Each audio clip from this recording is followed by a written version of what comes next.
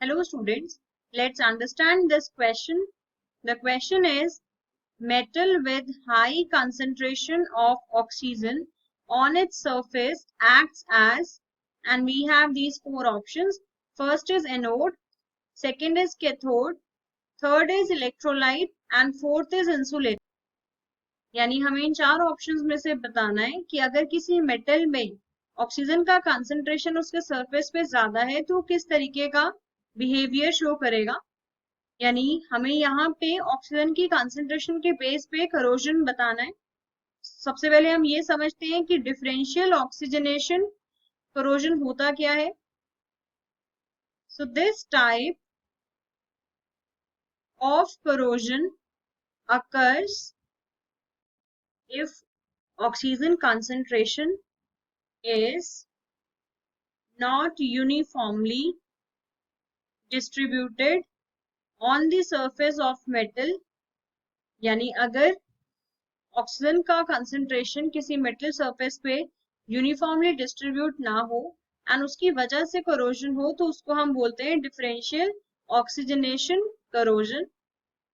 ये corrosion generally वहां पे होता है जहां पे उसका कंसंट्रेशन यानी ऑक्सीजन का कंसंट्रेशन जहां पे कम होगा वहां ये करोजन होता है। सो अगर हम यहाँ पे देखें कैथोड एंड एनोड कौन बिहेव करेगा। सो cathode will be the portion of the metal in contact with high concentration of oxygen।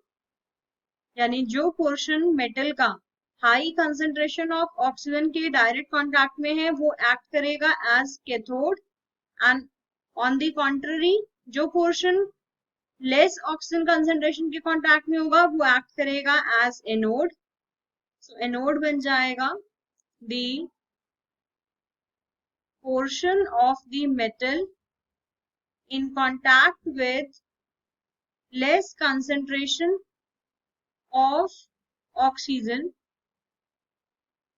so that will act as the anode। तो अगर हम यहाँ पे देखें हमें क्वेश्चन में पूछा था कि अगर मेटल का कांटेक्ट ऑक्सीजन के हाई कंसंट्रेशन के साथ है तो किस तरीके का बिहेवियर शो करेगा। So in that case it will behave as a cathode and cathode option given है बी में। सो बी ऑप्शन सही है। So we can say that the correct option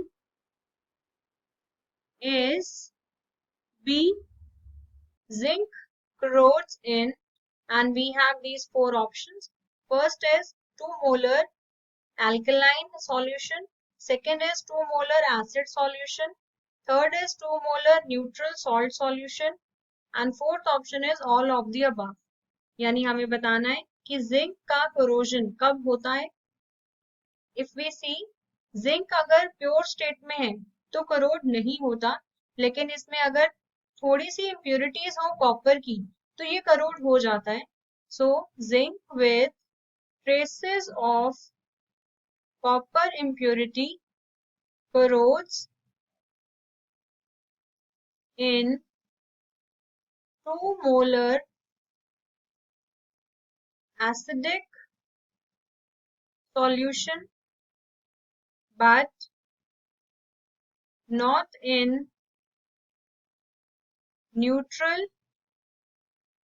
or alkaline solution।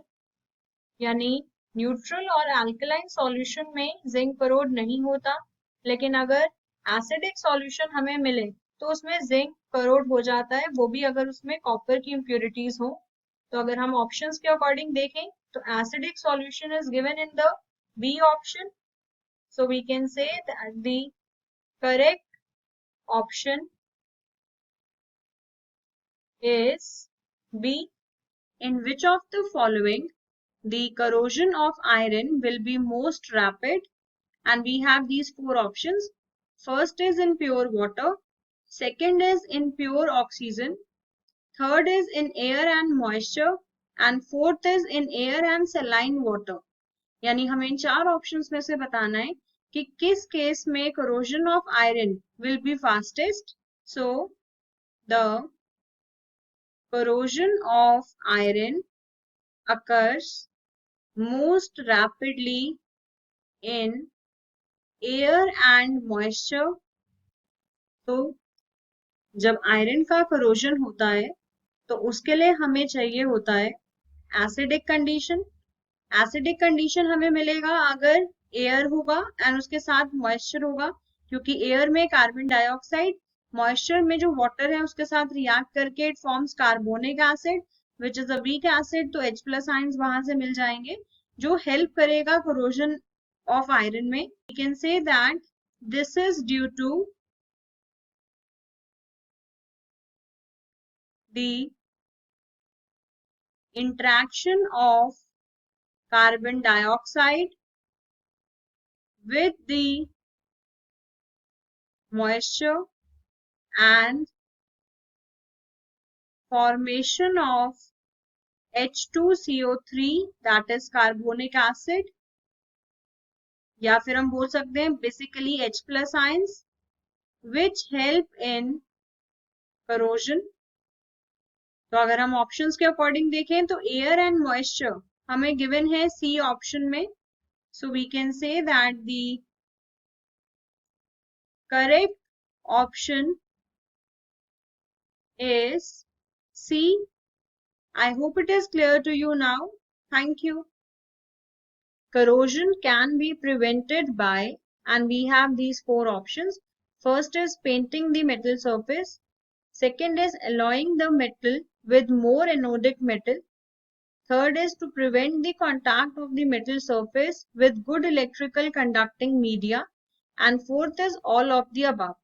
यानी हमें इन चार options में से बताना है कि which method can be used for the prevention of corrosion. Corrosion can be prevented by, first it could be painting the metal, then next option है हम उसमें ऑयलिंग कर सकते हैं या फिर ग्रीजिंग कर सकते हैं। यानी बेसिकली हमें उस मेटल सरफेस को कवर करना है तो या तो हम पेंट कर सकते हैं उसे, या फिर हम ऑयल या ग्रीस कर सकते हैं, उससे भी डायरेक्ट कांटेक्ट एयर के साथ उस मेटल का नहीं रहेगा। नेक्स्ट अगर हम देखें ऑप्शन में हमारे पास होता है गैल्वेनाइजेशन। गैल्वेनाइजेशन में हम जिंक की कोटिंग करते हैं मेटल पे, यानी हम उसको बोल सकते हैं कि हमने उसमें जिंक मिक्स किया, यानी हमने उसका एलॉय बनाया, तो एक वो ऑप्शन भी है। इसके अलावा अगर हम देखें तो हम प्रिवेंट कर सकते हैं उस मेटल का direct contact with any conducting material, so we can prevent the contact of metal with any good conducting material, तो ये भी एक ऑप्शन है। इसके अलावा हम उसमें कोई भी और ज्यादा रिएक्टिव मेटल के साथ उसको कवर कर सकते हैं, यानी हम उसकी कोटिंग कर सकते हैं विद मोर रिएक्टिव मेटल, यानी जिस मेटल को हम प्रिवेंट करना चाहते हैं उससे ज्यादा रिएक्टिव मेटल का अगर हम कोटिंग कर देंगे तो वो ऑब्वियसली पहले ज्यादा इजिली रिएक्ट करेगा, ऑक्सीडाइज हो जाएगा और हमारा जो मेन मेटल है उसे वो प्रोटेक्ट कर सकता है। तो अगर हम यहाँ पे देखें ऑप्शंस हमारे पास क्या थे, फर्स्ट ऑप्शन में हमें पेंटिंग गिवन है, yes we can do it. Second option में अलॉइंग गिवन है with more anodic metal, that is also correct. Third option में गिवन है to prevent the contact of the metal with good electrical conducting media, that is also correct. यानी तीनों ही options सही हैं, तो correct answer हो जाएगा D, all of the above. So we can say that the correct option is D. Iron is not protected from rusting by, and we have these four options. First is galvanization. Second is electroplating with nickel or chromium. Third is heating the iron to redness in steam. And fourth option is treating it with phosphoric acid which is H3PO4. यानी हमें बताना है इनमें से कौन सा ऐसा method है जिससे आयरन का रस्टिंग से प्रोटेक्शन नहीं किया जा सकता। हमें उस पे बताना है कौन सा मेथड सुटेबल नहीं है। अगर हम देखें first method that is galvanisation. So galvanisation technique हम यूज करते हैं रस्टिंग को प्रिवेंट करने के लिए। एंड इस केस में हम जो भी हमारे पास आयरन है, आयरन को कोट किया जाता है, यानी iron is coated with zinc, यानी एक तरीके से हमने उसमें जिंक की प्रोटेक्टिव लेयर से कोट कर दिया उसे।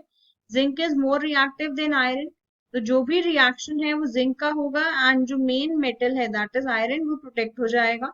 सो this technique is used to prevent rusting and it is known as galvanization. तो ये पहला ऑप्शन तो हम आंसर नहीं मार्क कर सकते क्योंकि आयरन को प्रोटेक्ट करता है ये।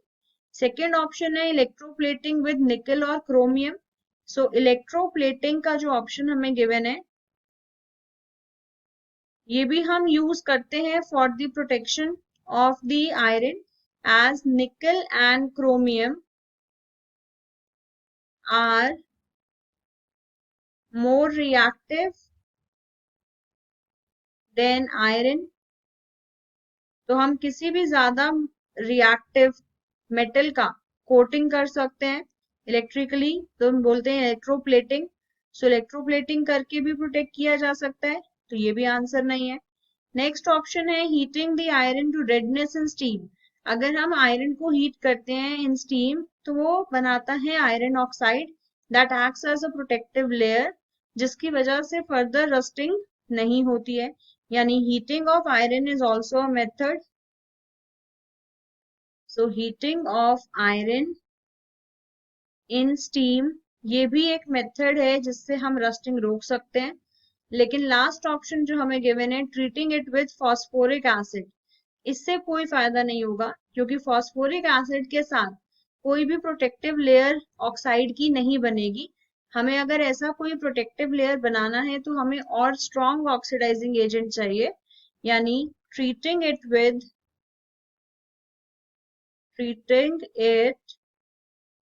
with